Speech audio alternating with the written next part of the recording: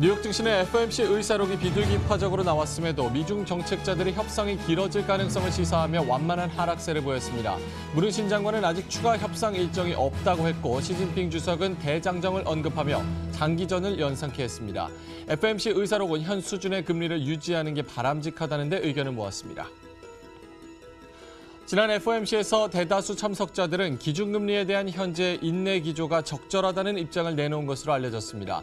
연준은 의사록에서 적당한 성장과 약한 인플레이션 압력 환경 속에서 또 글로벌 경제와 금융 조건이 개선돼도 향후 인내적 접근은 당분간 적절할 것으로 봤습니다. 또한 최근 인플레이션 완화는 일시적인 것으로 평가했습니다. 미국 반도체 회사 퀄컴이 반독점법을 위반했다는 판결을 받고 13% 장중 폭락하며 라이선스 사업 불안에 대한 우려가 커졌습니다. 휴대폰 장비 시장에서 경쟁을 억압하고 우월적 지위를 이용한 갑질을 했다는 건데요. 이로 인해 그동안 불만을 제기했던 애플과 삼성전자 등 제조사들은 비용을 대폭 절감하게 될 것이란 전망입니다. 국제유가는 큰 폭으로 하락했습니다. WTI는 3% 가까이 하락해 배럴당 61달러 42센트에 거래 마쳤습니다. 미국과 이란 간 긴장 고조가 여전히 상승 요인으로 작용 중인 가운데 미국 에너지정보청이 발표한 원유 재고가 470만 배럴 증가했습니다. 재고가 감소할 것으로 내다봤던 전문가 의견과는 반대되는 흐름이었으며 미중 무역 전쟁도 수요 감소 우려를 자극했습니다. 시청자 여러분 안녕하십니까. 해외 시각의 생생한 분석을 전해드리는 머니투데이 글로벌랩 오늘 목요일도 힘차게 시작합니다. 오늘도 산적한 이슈가 정말 많은데요. 저희가 1시간밖에 없기 때문에 전해드리지 못하는 내용, 놓치는 내용이 있을 수 있습니다. 다시 보기 컨텐츠를 이용해서 다시 보셔도 될 것 같고요. 인터넷에 MTN 글로벌랩, 머니투데이 글로벌랩을 검색하시면 저희 홈페이지가 마련이 되어 있습니다. 홈페이지 들어오셔서 전문가분들 그리고 연구원분들과 1대1로 소통을 해보시면 궁금증 더 해소하시고 또 더 큰 투자 아이디어 얻으실 수 있지 않을까 생각해 봅니다. 인터넷 창구 많이 이용을 해보시고요. 일단 뉴욕 증시 마감 상황부터 좀 살펴보도록 하겠습니다. 자, 오늘 완만한 하락세를 보였습니다. 오늘 이슈가 정말 많았는데 일단 무역 전쟁 같은 경우는 미국 쪽에서 문희신 재무장관이 향후 협상 일정이 잡혀있지 않다. 불확실하다 이런 얘기를 하면서 협상에 대한 불안감이 더 커지는 그런 모습이었고 중국 쪽에서도 마찬가지였습니다. 시진핑 국가주석이 이제 장기전에 대비하는 목소리를 내비치면서 무역 전쟁이 진짜 장기전으로 가는 것 아니냐 투자자들의 우려가 더 커지는 그런 모습을 보였습니다. FOMC도 발표가 됐습니다. 예상대로 그대로 나왔는데요. 일단은 그 기준금리에 대한 동결 기조가 다시 한번 확인이 됐습니다. 인하도 인상도 아닌 인내가 당분간은 적절하다 이런 의견을 내비쳤고요. 또 무역 전쟁이 확산되는 그런 기조 안에 있음에도 불구하고 향후 금리 인상이 가능하다는 그런 의견도 읽히는 대목도 있었습니다. 또 최근에 인플레이션 완화, 인플레이션의 목표치에 미치지 못하는 것도 일시적이다. 다시 한번 똑같은 입장을 재확인하는 모습이었습니다. 개별적인 이슈 그리고 업종별로 이슈를 보자면요. IT 업종에서 퀄컴이 미국 법원의 판결을 받았습니다. 우월적인 지위를 이용해서 갑질을 했다 이런 얘기였는데요. 이로 인해서 장중에 13% 폭락하기도 했는데 오늘 이런 이슈 여러 가지 이슈를 1시간 동안 저희 글로벌랩에서 자세하게 다뤄보도록 하겠습니다. 전체적으로 0.3%에서 나스닥 지수는 0.45%까지 하락하는 모습을 보였습니다. 자, 개별적인 종목 살펴보도록 하겠습니다. 뉴욕 증시 특징주와 함께 볼 텐데요. 먼저 첫 번째로는 오발론 테라피틱스, 나스닥에 상장되어 있는 바이오 제약사입니다.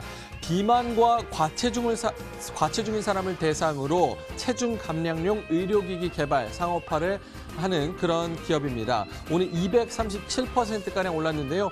특별한 이슈가 없었음에도 불구하고 아마도 여름이 와서일까요? 이런 비만용 그리고 과체중 관련 바이오 제약사가 오늘 230% 넘게 급등한 모습이었습니다. 두 번째는 역시나 나스닥에 상장되어 있는 어센트 캐피탈 그룹 51%가량 올랐는데요. 저희가 1월 21일에도 42% 올랐다고 저희가 전해드렸습니다. 주택 보안 경보 시스템을 제공하는 회사입니다. 범죄, 화재 등등 신호를 모니터링해서 경보를 제공하는 서비스고요. 상승 이유가 있었습니다. 어센트 캐피탈 그룹이 구조조정 이후에 모니트로닉스라는 사에 합병될 예정이다. 이런 발표가 나오면서 오늘 51%가량 올랐습니다. 세 번째로는 나스닥에 상장되어 있는 프로테온 테라피틱스, 역시나 바이오 회사죠. 신장과 혈관 질환 치료를 위한 보나타파니제라는 임상 중인 회사입니다. 오늘 특별한 이유 없이 50% 넘게 상승하면서 마감했습니다. 자, 이렇게 미국 시장 전반적인 상황 알아봤습니다. 글로벌 시장으로 넘어가 보도록 하겠습니다. 시황센터의 김민지 앵커 기다리고 있습니다.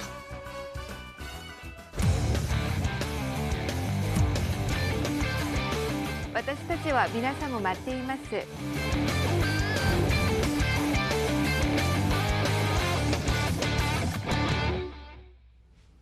네, 시장 흐름 정리해 드리도록 하겠습니다. 미국과 중국 그 어느 쪽에서도 화웨이 제스처가 나오고 있질 않습니다. 이 양측의 팽팽한 긴장감 주식시장 전반에까지 영향을 주고 있는데요. 어제 아시아 시장 부진했고 미국과 유럽 역시 투자 심리가 크게 되살아나지는 못하는 흐름 이어지고 있습니다. 자, 미국 시장부터 하나씩 흐름들 자세하게 짚어드리죠. 종가 먼저 확인하겠습니다. 다우 같은 경우는 100포인트가량 하락, S&P 500이 0.29%, 나스닥 지수가 0.45% 마이너스로 오늘 새벽 거래를 마감 지었습니다. 큰 폭은 아니지만 완만한 하락세를 기록한 오늘 새벽의 움직임이었는데요. 자, 어제 아시아 시장부터 영향을 준 미중 이슈가 미국장 초반부터 영향을 줬습니다. 화웨이 그룹에 이어서 미국이 중국의 대표적인 CCTV 기업인 하이크비전을 블랙리스트에 추가하는 안을 검토하고 있다라는 보도가 나온 이후에 전반적인 투자 심리가 또 한 번 위축되는 모습이었습니다. 여기에다가 곧 대화를 시작할 것이다라고 이야기를 했던 문우시 장관이 좀 입장을 바꾼 언론 인터뷰를 했는데요. 중국과의 회담 아직 계획된 것이 없다, 당분간 결정될 사항이 없다라고 이야기를 하면서 이 양측의 팽팽한 긴장감을 시장에 재확인시켜줬습니다. 그러니까 미중 관련 이슈로는 호재 없이 악재성 재료였다, 이렇게 볼 수가 있겠네요. 자, 그리고 오후장으로 넘어가면서 가장 큰 키포인트는 FOMC 의사록이었습니다. 평소 같으면 발표 전후에 상당한 주목을 받았을 텐데 이번엔 좀 조용하게 넘어가는 모습이었습니다. 시장이 예상했던 범위 내에서의 코멘트가 나왔고 미중 이슈에 더욱더 집중했기 때문인데요. 내용 잠시 살펴보면 현재 통화정책 인내심 기조 계속 이어질 것이다 라는 이야기가 나왔습니다. 이후에 급격한 변동은 없었다라는 점 참고를 해보시고요. 그리고 오늘 업종들 가운데 가장 민감하게 움직임 나왔던 쪽을 든다면 바로 반도체 쪽을 들 수가 있을 것 같습니다. 미국 법원으로부터 퀄컴이 반독점 위반 판결을 받았습니다. 이에 해당 종목이 크게 내렸고 전반적인 반도체 업황에 대한 우려감까지 겹치면서 모두 반도체 업종 하락폭에 깊었고요. 필라델피아 반도체 지수 오늘 2% 하락이었다는 점, 그에 따라 나스닥 지수도 다른 지수에 비해서 좀 더 큰 폭의 밀림 기록했다는 점 참고해 보시면 좋겠습니다. 아시아 전에 유럽으로 넘어가 보도록 하시죠. 자, 범유럽 지수 강보합권에서 거래가 마감이 됐습니다. 주요국 증시는 혼조 세웠는데요. 전반적인 투자 심리는 위축된 상황이었습니다. 방향성에 뚜렷하게 잡히질 않은 상황이었는데요. 지금 무역 전쟁이 기술 전쟁으로 더욱더 확대될 것이다라는 우려 속에 투자 심리가 전반적으로 위축된 상태였다라는 점 일단 확인해 주시고요. 그리고 유럽 내에서는 오늘 새벽에 금융주의 흐름이 가장 약했습니다. 유럽 쪽 안에서 뱅킹 지수가 1.2% 하락을 했는데 4개월 내 최저치 부근까지 내려갔다는 점 보시고요. 영국 이날 소폭의 플러스권을 기록하긴 했지만 브렉시트 관련 잡음이 더욱더 커지고 있는 시점입니다. 메이 총리가 또 한 번 새로운 안을 내놨는데 이 또한 의회를 통과하지 못할 것이다라는 분석이 지금 지배적이라는 점도 확인해 주시면 좋겠습니다. 전반적으로 흐름 약했던 유럽 역시 흐름 확인해 보셨고요. 어제 아시아 시장으로 넘어가 보도록 하겠습니다.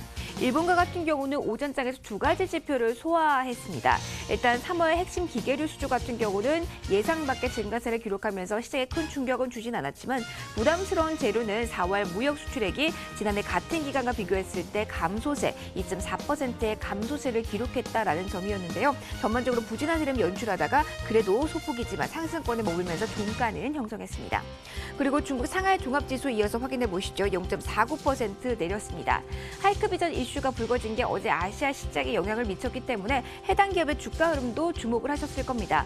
화웨이와 같은 경우는 상장 기업이 아니지만 하이크비전 같은 경우는 상장사기 때문에 그 영향을 즉각적으로 주식시장에서 확인할 수 있는데요. 미국 제재 검토 소식이 나온 직후에는 10% 넘게 폭락하기도 했습니다.